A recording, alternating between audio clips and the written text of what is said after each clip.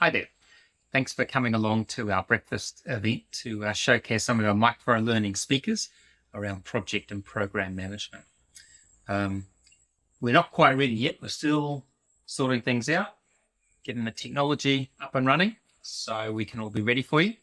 So in the meantime, have a look at a few of these snippets and it'll give you a bit of a taster as to some of the other micro-learning modules that we've got, some of the speakers we've got coming up in store over the next 12 months. Thanks so much. Talk to you soon. Cheers.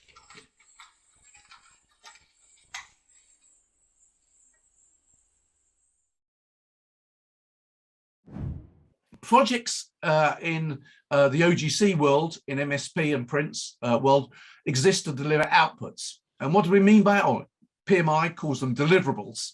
It's a thing. Usually it means you can have your photograph taken next to it.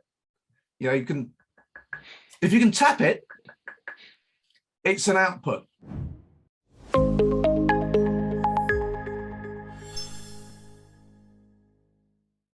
Risks and issues on programs. So when you've got a whole load of things on your risk register, have a look through them and go, well, what are the causes that we have? What are the big answers to lots of these things? But it's useful to say, am I looking at an effect or a cause when you're looking at the risk register?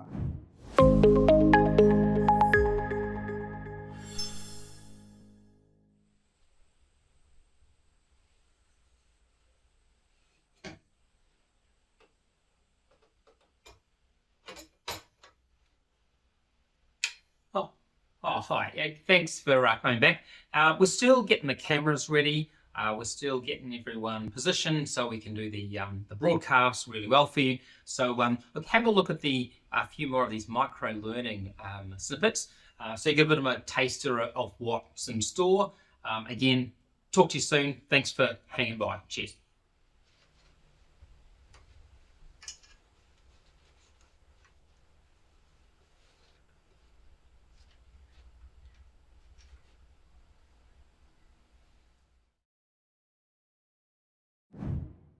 What are the benefits of vaccinating children against flu? Well, presumably it means the kids don't get flu. They can go to school, their exam scores improve, their education improves. They don't give flu to other kids at school. That's good. That's a benefit. It's a measurable improvement. We can measure the amount of days that kids have off school because they do measure it. We can do this stuff.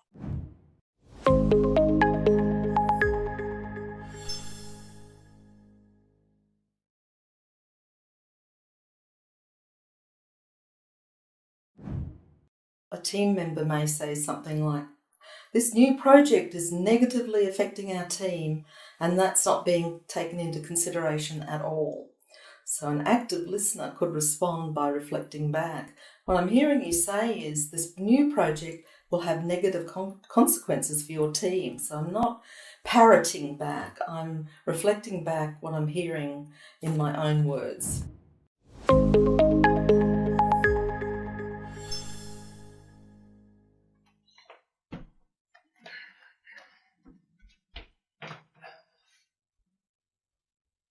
Oh, hi. Thanks very much again for joining us. Now, we're just showing you a few of these snippets, so you've got a bit of a taster of what the micro-learning is all about. We've got a couple of presenters coming up shortly to be able to speak to you.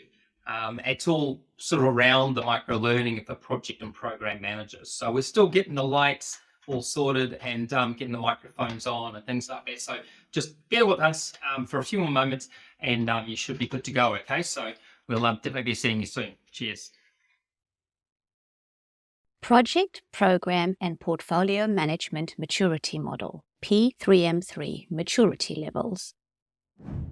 So at level 1 maturity, which we call awareness, so there's kind of a process awareness, they are kind of the fun places to work, right? Because every project's exciting for them because they've got no idea what's going to happen.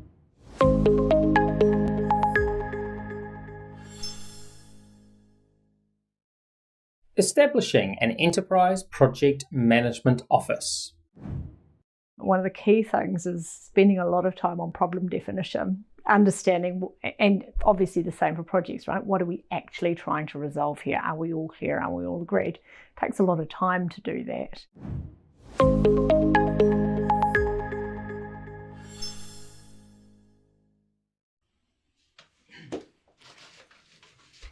I don't know. Is this the right table? I can't work it out. Look, we're going to be just taking a little bit longer to get this ready. We've got a few cables here that we're not quite sure where they're meant to go.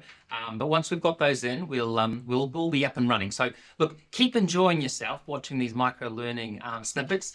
They'll no doubt give you a bit of knowledge around project and program management. So yeah, talk to you soon. Cheers.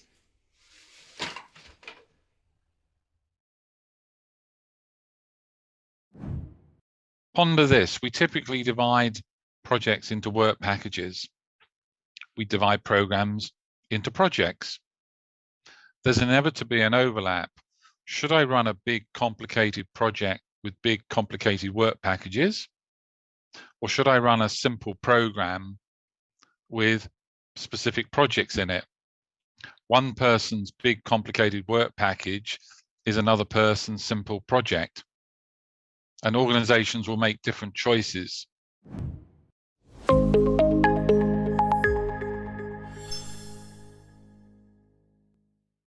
Multiple diverse infections.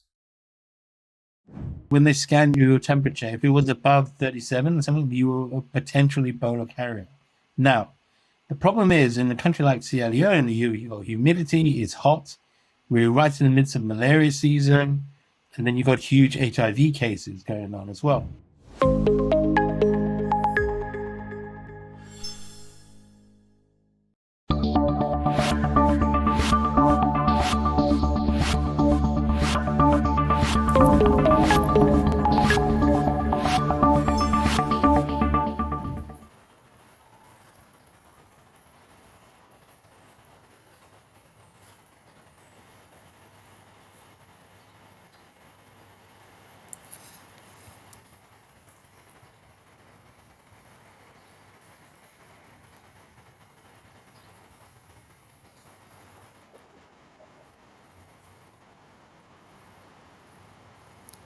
Oh, you have you? Oh, great.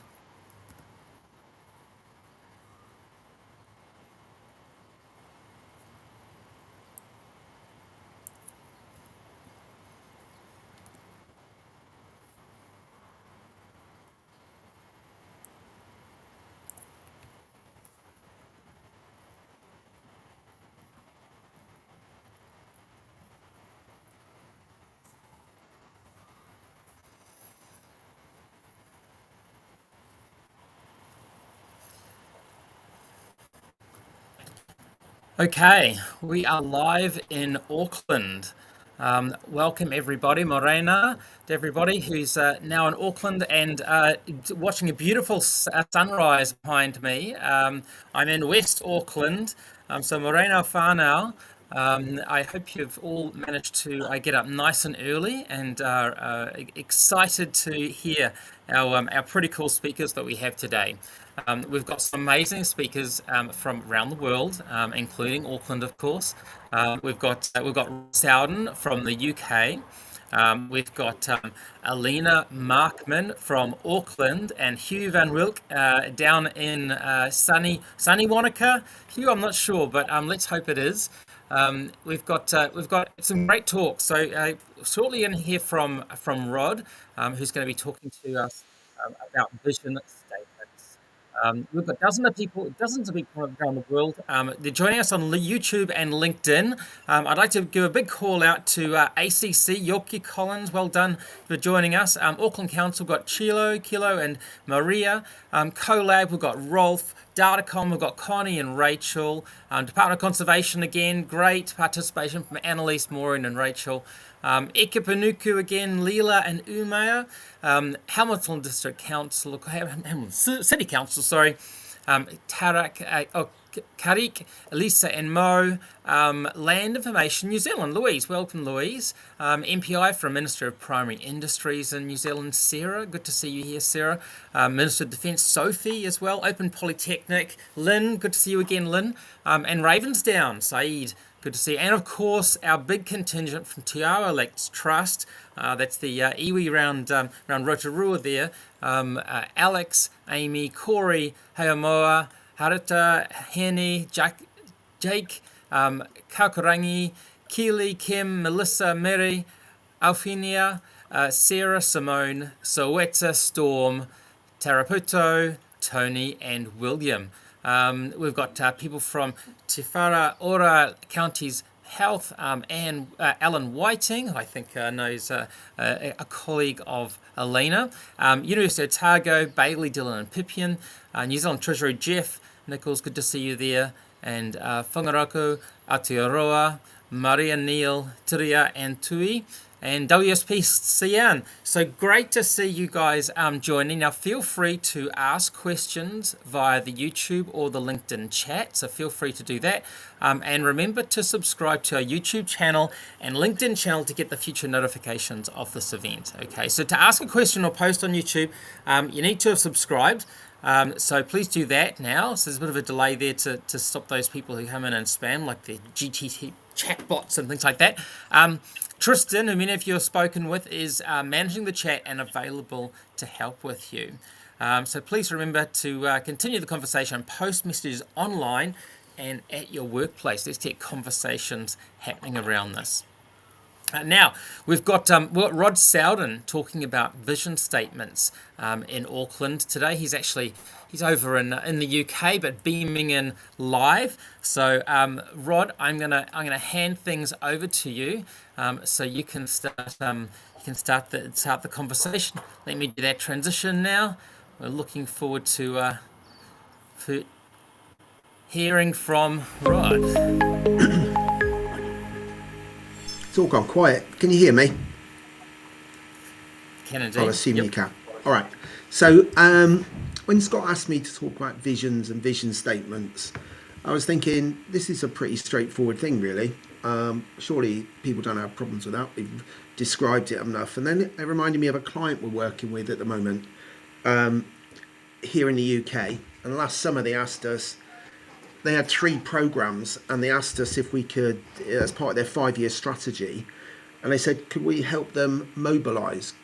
So we thought, well, that was straightforward, we'll do a couple of vision workshops and away we'll go. But it didn't actually turn out that way. And it's kind of reminded me how hard some of these things are. As soon as we started to get into these workshops and sort of saying, well, where are we going? What's the vision? And blah, blah, blah, blah. We quickly realized that they couldn't actually mobilize and move these programs forward because there was no agreement on what these programs were going to do. And these things had ended up in their 5-year strategy plan. And I think they just about managed to agree the titles of the programs without giving it much thought what was going to go on within them. So what we found in this, because we thought, we've got strategy documents, should be able to pull this together, was basically a whole load of vague statements that didn't mean very much to anybody. So some thoughts about how to go about this. Well, we've seen dozens and dozens and dozens of program visions over the years, and you can pretty much categorize them in about 4 or 5 ways. They kind of either seem to be a long to-do list of things that need to happen because they haven't really thought about the future. They've thought about what they need to do, and you find that those often lack longevity and run out of steam in the first year. Once they've done their to-do list, they're not sure where they're going. You then see the ones that are kind of like mission statements, which are kind of blunt commitments to do something about something, and that the world maybe is going to be a wonderful place at the end of it. But they aren't a foundation for the program. They don't really give us anything we need to help us through. So we've got the mission statement and the to-do list. We then you also get the ones that are basically a load of management waffle. And quite frankly, I think that's what we were looking at now. When we got into this, it was a load of bland statements that were basically vague enough for the exec team to sign up to, but it meant that they hadn't actually agreed to anything. So when we came to do this, we were trying to unravel this stuff, or the wording gets so complex that nobody really understands it and what they're trying to do, which is kind of creates the ambiguity that means they don't have to make any decisions. And then we have sometimes, I've seen some quite long ones that are more like sermons, from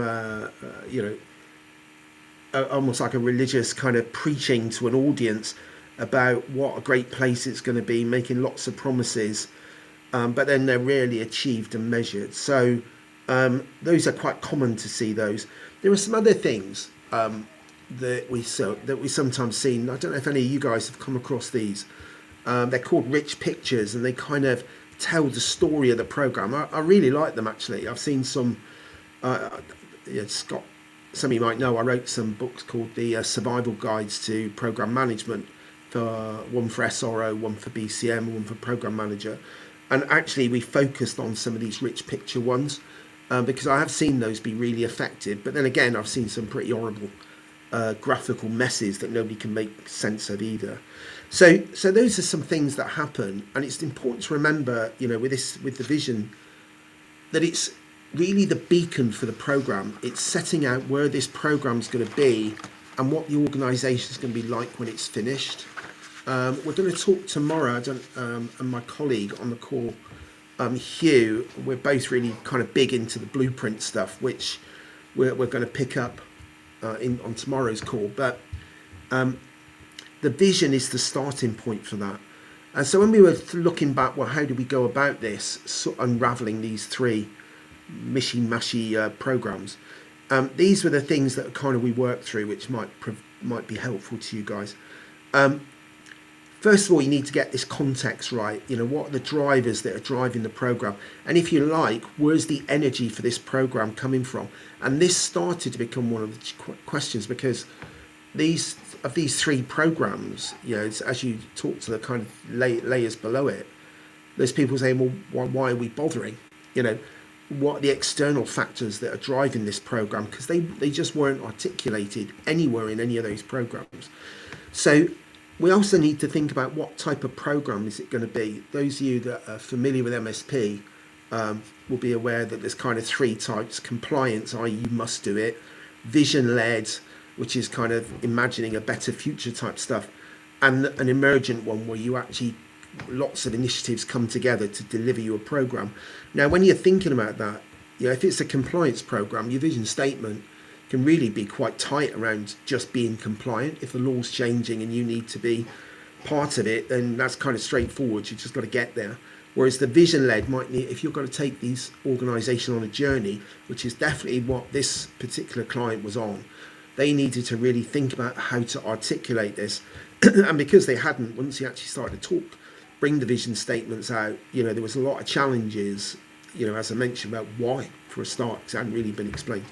Okay, I think it's the other thing is it's important to do the initial work on the blueprint. So if any of you haven't heard that term, it's basically the future state. When you do your blueprints, where are we today? Where are we going to be at the end of this? And then that's where your program comes from. If you start writing a vision before you've really thought about what the end state is, you can also get yourself quite tangled up. So I've found that actually writing the vision, possibly not doing the whole blueprint, because that's a major piece of work, but certainly once you've got your big conclusions, you need to actually think about those, about what those big conclusions are going to be, and you need to articulate those back into the vision. And from that, really basically understanding the must-do things, and what are the big outcomes that you're going to deliver, and those need to be in the vision. Or the vision. The vision and the vision statement's an interesting one because I'm using them interchangeably, but actually there's the vision, and you may have a number of statements or ways of articulating it, and that articulation can change as the program moves forward as well. So we use the term vision statement as if it's a one thing, but really you're talking about a concept that you can articulate. So really, if you haven't done the blueprint, you won't really know what the big must-do outcomes are, and maybe you would have some deadlines, especially if it was a compliance program.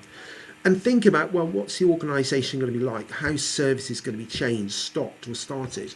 This one that we're working with at the moment is actually deals with casework. So they're a complaints organisation. And what's been really interesting with them is they've kind of got their casework process. The thing comes in, goes through the sequence, goes out the other end with a recommendation or whatever it is. But actually with AI coming in, they're actually, where their program is going is to actually identify trends early. So the changes are actually outside of the existing process. It's almost like demand management, if you like, and also then looking to see the impact of what their recommendations are, which they don't do at the moment. So when we look at their service model, the actual process that they currently have isn't changing hugely. What's changing is what's before it and what comes after it. Obviously, when you think about this, that's gonna bring in is structural changes and skills, and it may involve different parts of a supply chain. Obviously, with AI, with the technology work, all those kind of things. So these are the stuff you need to work through to get your vision statement. And actually, we did cover all this as we went through it, and actually produced the statement that they're really happy with now. And actually, this process, one of the other things that it threw up was they didn't really have 3 programs either. So actually, we managed to persuade them that they should, shut 2 of them down and just collapse it into one, which would be much, it'd be a big program, but it'd be much more efficient in the use of resources. So those are the steps that we went through. There was a lot of stuff about culture, but they couldn't really tell us what the culture needed to be in the future. So there was all sorts of statements floating around that really had no foundation. So, I suppose when we're talking about this vision statement, really, this work should have been done before they put it into their 5-year strategy, but there we have it. Okay, so just thinking about what could the success criteria look like of a decent vision statement. Well, I think after this one, are all the leaders behind it? Yeah, or have they just found words that are mealy mouthed enough not to be able to dispute or argue about? So you need people emotionally behind it, and we can certainly see with this one, we're getting there with their exec team, but it's been 9 months. Will it make sense to all the stakeholders? We were very careful in the vision statement we put out, had all the right words, but then once you got down to the coalface, if you like, or the people that are actually working on these cases, did the words make sense to them?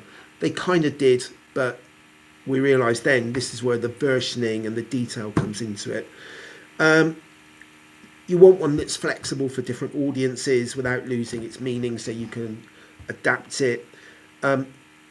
It's quite important. It's also, everybody thinks about the vision being the future, but it's really helpful if you can clarify the current reality.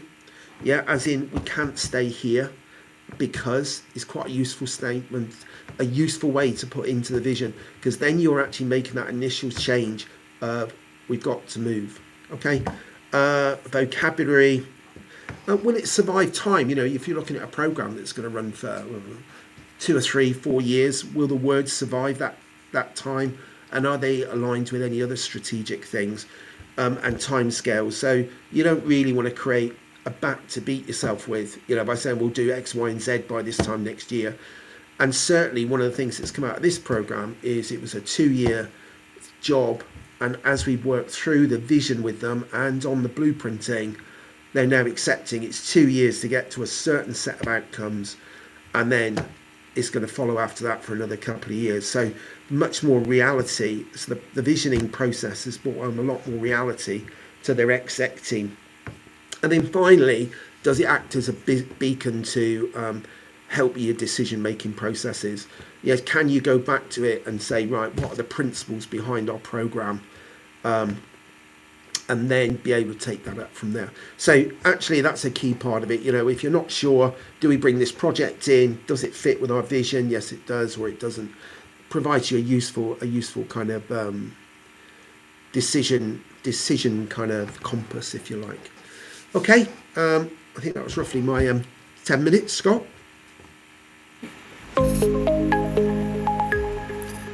That's cool. Thank you very much, Rod. Okay, now I've brought in Hugh and Elena. You're going to be hearing from Elena in a few moments. But I just wanted to ask a few questions. Do you think a lot of people who are going to be online now are project managers? Do you think a vision statement or a vision is worthwhile having within a project?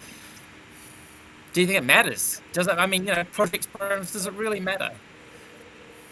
Well, for the reasons I've just explained, Scott, yes, Yeah. we do. All right. Well, I've just that spent is 10 to say, minutes talking about it. Why it's so important. Does it matter? Does it? No, Well, yeah, if I you've didn't got a think small it because project, I suppose it's not.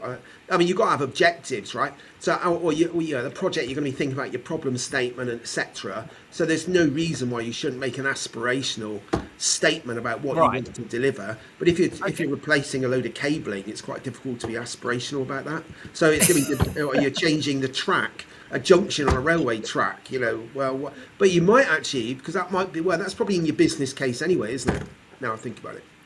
Well, Idea. Yeah, and I also think, Scott, sorry, it's you speaking. I also think, Scott, when you actually, as Rod's pointing out, when you are assigning your benefits and you're doing a project, so whether it's at a project or a program level, providing direction to everyone in the organization, you should be able to attach yourself at a project to the direction of the organization. And if you're not, then you've got to question whether the project is actually worth doing. So if you can't attach yourself as a project to the direction of the organisation, then is it a project that you should be doing, or should you be discontinuing it? Right. What do you think, Elena? Is it a vision statement something that you see through your EPMO? Because I know you're running an EPMO.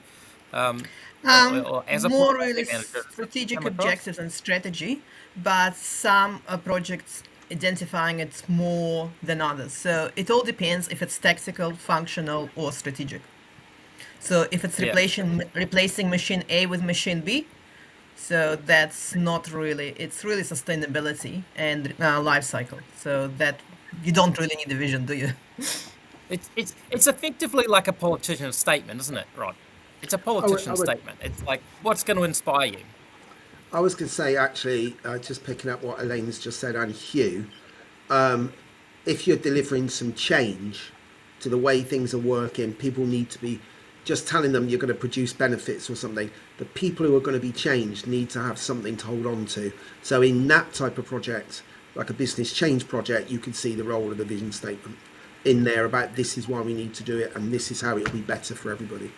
All right, and then the second point, which was one that Hugh, and I'm just thinking about the next piece of the mountain these guys, who are working on the same client, next mountain they've got to climb is which of these projects are they going to stop, and which ones can go ahead.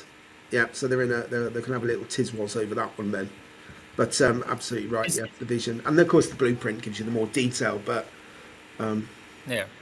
Well, we're talking about blueprints tomorrow down in Wellington. Lovely segue there, Rod. Thanks for giving me that little hook. So those people who are joining us today and haven't got anything happening tomorrow morning at 7 a.m., Rod's going to be up losing his beauty sleep for us and to be available to talk to us about blueprints. So make sure you register for that. And soon you're going to be able to click on the little link in LinkedIn or on YouTube to make sure you get notified so you get woken up in the morning.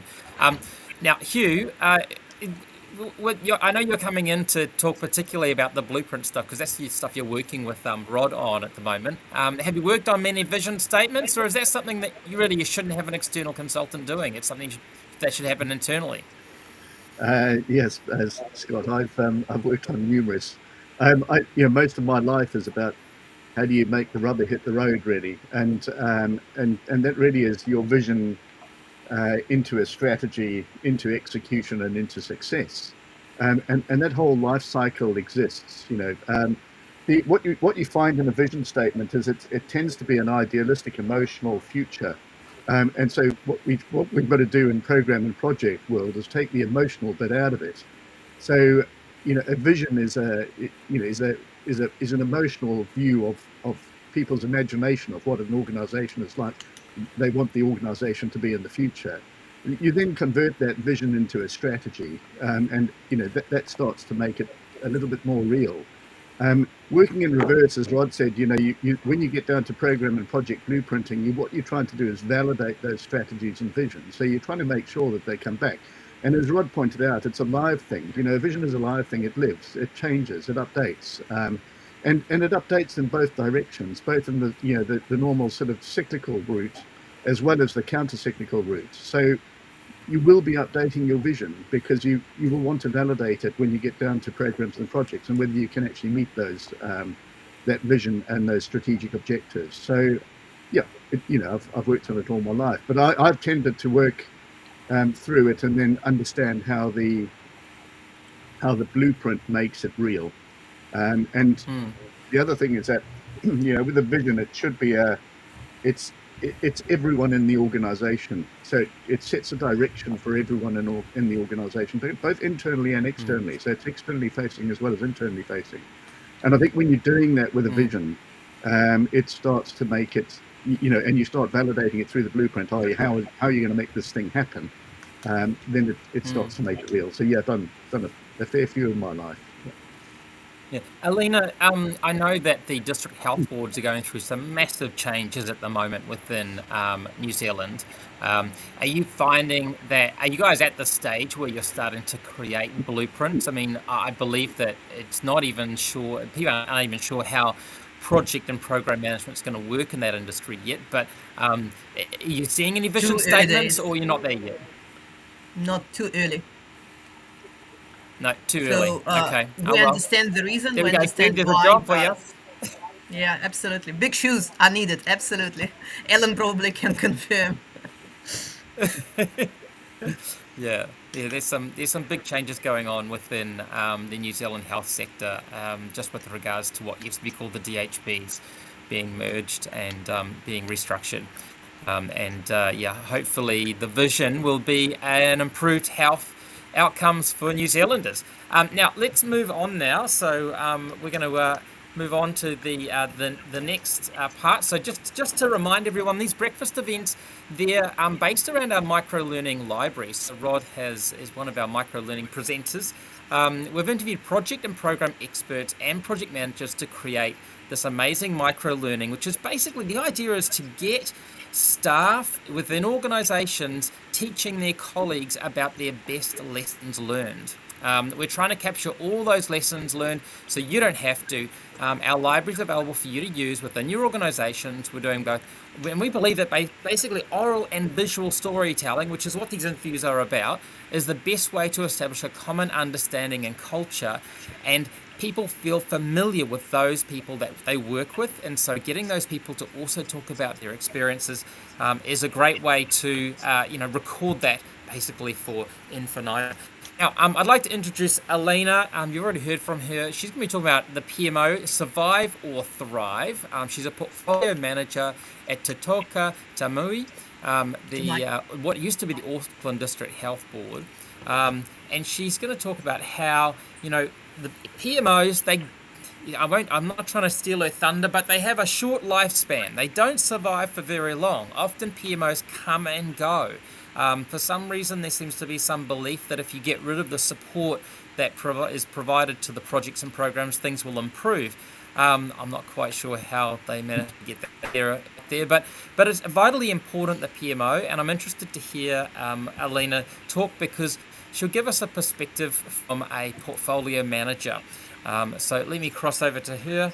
Elena, lovely to hear from you. Let's see what's going on. Thank you so much, everybody. Good morning. So I will try first technology and hope it works. And I'm going to share the screen, and hopefully, guys, you can see that. So you can, is it all good? I hope it's all okay. So I will start talking. First of all, quickly about me. I have 15 years of experience in PMO space. I've been in different industries. I've been in telco. I've been in manufacturing, and now it's health / government. So in a nutshell, really, PMO from my perspective, it gives me a buzz. It's something that's why I got up this morning at 5 o'clock to get prepared for this breakfast. But it's really helping organization, following what Rob was talking about, to get with the vision to meet the strategic objectives and really to achieve and bring the value for the customers, for the stakeholders. So challenging, difficult, not simple. Even if we look like, for example, in telco, I was there for what I would say about 8 years. The PMO was there, I think, is one of the most mature I've seen, and it did last about 2 to 3 years. Different reasons. It was decentralized model organization to centralized and other way around. So, but from the maturity perspective, I think it was one of the best that I've seen. So in terms of customers, what customers are saying on do we like our PMO, we don't like our PMO. So what you see from that slide is 67% saying I wish, and only 30% of organization are saying that yes, we love our PMO. Again, from the experience I have, one of the companies I worked for, somebody was saying, actually everybody have to love PMO. I would say love is probably to be defined. Everybody have to respect PMO, because PMO sometimes make not the good decisions for everybody. It makes strategic decisions. It means you have winners and losers, and some people don't like losing because, for example, if incentives are based on how a particular service perform, and if, for example, investment is not allocated to that particular area, of course you would say people, PMOs not doing the great job. But on the other hand, had the experience again when people were saying, yes, we understand why you're making this decision. It's an open discussion, it's open table discussion when people are actually explaining what the reasons behind and how you make the decision, and it's really trust. So in a nutshell, what is PMO and what is the purpose? It has to make things better for everyone, for stakeholders, project teams, making sure that everything is transparent and smooth. The key from experience, it's listen, and listen to the stakeholders, listen to the executive, listen to the customers you are working with. And it's a critical link, really ensuring that portfolio reflects all the priorities and strategies that actually Rob was talking earlier, that's delivered consistently across organization. Yes, some people would say PMO is an overhead and it's a lot of theory, but I think the closer you're to the customer, the closer you are to the organization and what projects you're doing, what executive need from you, the more value PMO can bring. There is different services PMO can provide. There is strategic services where you're doing prioritization. I mean, as the function, when you're doing the reporting and recommendation, what projects should go ahead. There is operational services that PMO provides, meaning the methodology, project monitoring, health checks, lessons learned. And also people services PMO when they provide the training, coaching, recruitment, forecasting. So it's really, I would say there is no one recipe for the organization, because it really depends what is the priority and what organization wants and needs. And it's actually, hope you can see that slide properly. So it all depends on the company and type of PMO that company has. It can be passive, it can be proactive, or it can be accountable. I had luck actually experiencing all of it, most of it. And there is pros and cons in each of the model. As I said, it all depends what the exec wants, what your peers want and what your customers want. You can see, hopefully, it all depends on what type of company you have. You can have PMO in a relatively small company, and I had that experience when I was the only person running PMO, so of course I couldn't be accountable and I could be slightly proactive, but it was really a passive PMO when you're reporting how projects are performing. You can have more a consultant type function where PMO is really sitting along with the executive, trying to understand the strategy and converting it into the delivery, and then accountable when you have the delivery function and provides people with actually delivery of the outcomes. So going back in terms of what are the challenges, what we have to be aware of as the PMO function, and what can we do for PMO to thrive. First of all is some organization, as we were talking, they're missing strategy and strategy alignment. And that's, I think, one of the key faults or lacks of why PMOs do not succeed. The other thing, lack of poor executive commitments / sponsor. If you have a strong voice around the executive table that understands the value that PMO provides, understands the value that as a support function for the peers and for the customers, but also provides executive up-to-date information, how the things are going, it's a very important voice. I've had the experience working in one PMOs when PMO was sitting in the operations rather than in independent vertical. Again, mistake, because people were saying bias. They were saying that the voice that PMO was providing was purely reflecting the operational objectives, but less the others. So again, recommendation, it has to sit completely independent on any other verticals that company has.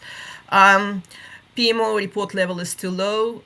They heavily following the rules and precisions, meaning full of bureaucracy. Again, it has to be horses for courses. So you have to really understand what does the company want, what does the exec want, what does the customers or stakeholders you're working would like to see you, and everything what I've said above is really a customer service and listen and adjust to what people would like you to do. And so really the last slide is exactly what I've said in more really a quick 5 bullet points. Make sure that portfolio has top-down based on strategy and business plans. Make sure it's linked to the business priorities. Make sure that have clear communication and mandate what PMO purpose and what they're delivering. Make sure that you have a good sponsor that actually provides the voice. Agree values how you measure PMO performance, because there is different measures in terms of success of PMO. So it can be operational efficiency, it can be execution, percentage of project success rates, it can be strategic alignments, or business. And on the other thing is, for example, business value delivered as part of customer satisfaction rating. And again, communicate, listen, adapt, and implement. So that's really my key points. On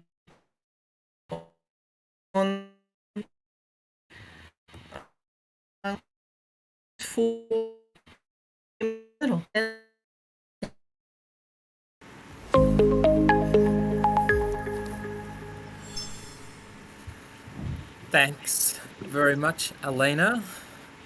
We're going to have you stop the sharing. Hopefully you'll come back again. Oh, there you are. You're back again. Great. Yeah. Look, I think PMOs suffer from a little bit of that. I'm just an admin function consequence of providing reporting, and I guess it seems to me as though there's 2 functions. One is to sometimes they get confused, right? Are PMOs there to check in and make sure the projects are doing the right thing, or are they there to help the projects? I think you can't really do both, right? Not without some degree of conflict of interest, or at the very least some sort of lack of acceptance of the PMO. Do people sigh and groan when the PMO comes along, or do they jump up and down and talk about how excited they are to see you? What's your experience? What's the attitude to the organisation for your PMO, do you think, Elena? I think it's a maturity. It's very difficult to say. Some people are more mature than others, and if they're seeing the value, they're understanding the strategy that company is trying to achieve, they're much more open. And again, it's also, as I said earlier, it's also incentives that the company provides for the individuals. In case if, for example, incentives are based on the company performance, that's one thing. But if incentives are based on the service performance, of course, sometimes people are more biased versus the individual interest rather than the company interest. So PMO, if I think it's transparent, if it's open, if it actually explains the logic, why we're doing it, what we're doing it, how the portfolio is structured, how prioritization it works, what business cases, for example, we're going through, why some projects are going ahead, why some projects are cancelled, and we cannot recommend it for the execs to go ahead. I think as long as there is transparency across the business, then you have respect. If there is some games or try to do some certain plans that people don't see, then that's when you're losing the trust. How about you, Rod and Hugh? You guys interact with lots of projects and programs. Do you interact with the PMO much? Program management office or project management office? Well, when we're doing maturity as the P4M3 stuff, they're our first point of contact, and different industries value them in different ways. And the more mature organisations value them highly, and the less mature, and that's why they probably only last for 2 years. I can think of ones that last for almost, it feels like centuries in some organisations. Yeah, because they add value. There's always, every project and program manager sees them as a bureaucracy, right? Because they're trying to control people who don't want to be controlled, in truth. Yeah. And the hardest of the maturity models is project, because project managers don't want to be changed, basically. They like doing things the way they are. So the PMO, presents quite big challenges to them around that way, which is why they're not overly popular with them. It's about whether, as Elena said, whether it's shown to be providing value, and I think there's also a lack of, just thinking about that climate we've got, a lack of real respect for these types of things. They're pretty immature, as you would have taken from my bit on visions, and I just don't think they get how important it is. I don't think they even get how important a program manager is at the moment. So it is to do with maturity. Yeah. I think sort of backing on with sort of backing on with what Rod said, I think when you find them quite an integral part of the organisation is certainly across some of the financial services organisations, where they see them as part of the control function. So they form part of a of a capability that helps the financial organisations to meet regulatory and legislative compliance.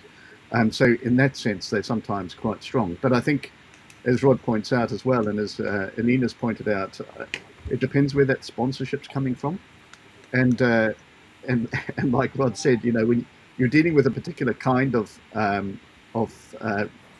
people at that level, who will either want you to survive or want you to be destruct, and they're both those parties that play a part in the organisation and where it goes. Yeah.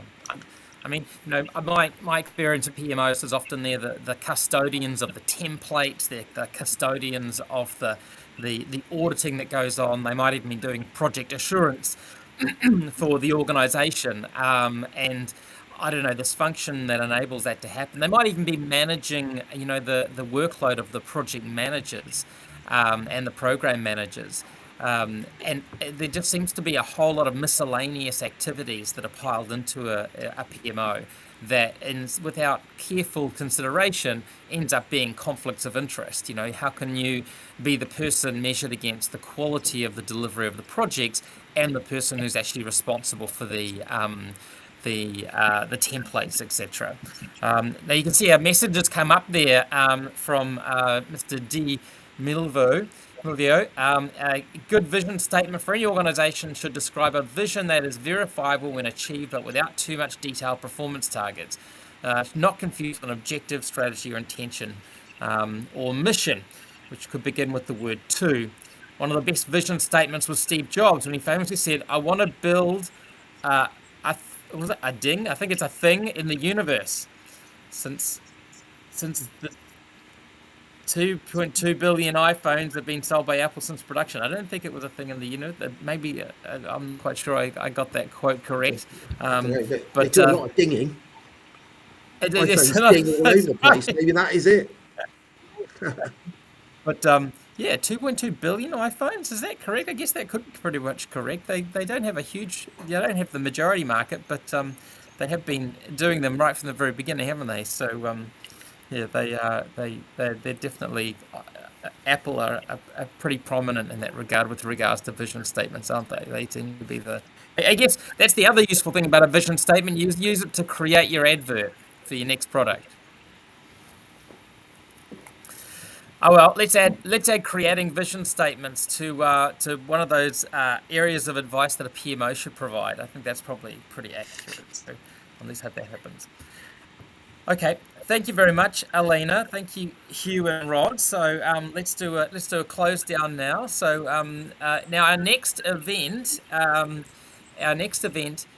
rather, just so you know, after this event, you'll be recording will be made available to you, along with a request for you to provide us with feedback. Please do provide feedback. Really useful to hear what you have got to say. We're on the lookout for speakers as well. If you've got a great project that you've worked on, very interested in hearing about your fantastic projects. The next event for both Wellington and Auckland is going to be virtual. I'm travelling to the UK. I'm going to be staying with Andy Murray and seeing Ryder while I'm over there. This is on the 3rd and 4th of May.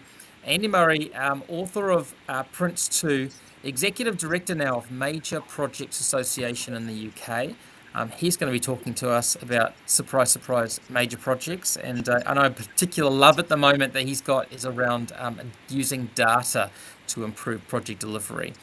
So make sure you visit cclearning.cc to book any future breakfast sessions. And if you're interested in a micro-learning library, please reach out to me via the website. So thanks for coming.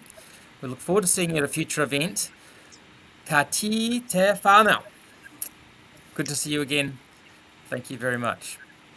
Thank you. Thanks. Okay. Thanks, everybody. Ciao.